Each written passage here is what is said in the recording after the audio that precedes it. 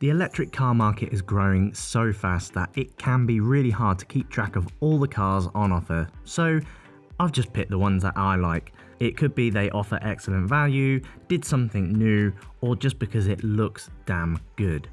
Before we get stuck into the list, make sure you hit that subscribe button so you don't miss any future content.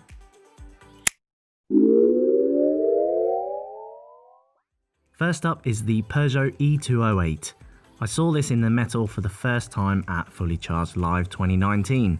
It felt like the Peugeot I remembered from my childhood. You know, back when the posters were on the walls of teenagers' bedrooms or in the local Toys R Us car park at night. To be fair, Peugeots from the mid-2000s onwards weren't bad cars as such, but they were just bland.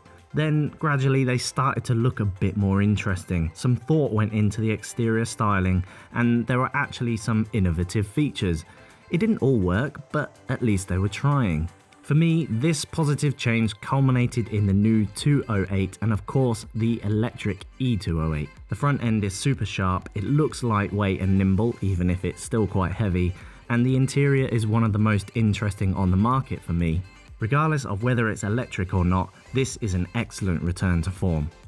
The Honda E got everyone talking for all the right reasons. It just looked cool.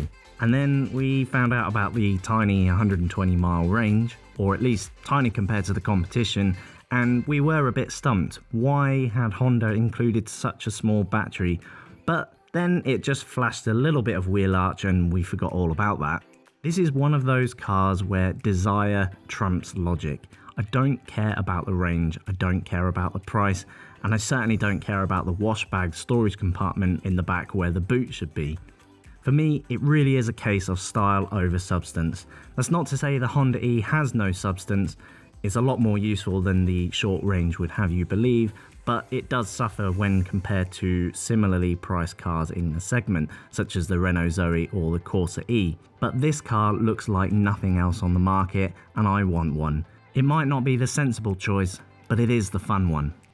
The Volkswagen e-Up has been getting a lot more attention since its range was nearly doubled to 162 miles.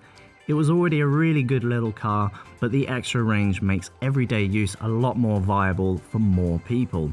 It shares the same platform as the Skoda Citigo E and the Seat Me Electric. All three are no frills, what you see is what you get type cars. There's no built-in sat-nav or fancy touchscreen, of course, just a slot for your smartphone, which drives your in-car entertainment and navigation. That's no bad thing either, it keeps costs down, and to be honest, it works. I love the simplicity of the e-Up. It had a clear objective from the start, and those principles have continued throughout the car. Nothing gets in the way to keep this car from being a low-cost, everyday EV. Judging by the number of awards it has, everything that can be said about the Kia e-Niro already has been said. It's not just an excellent electric car, it's a brilliant car full stop.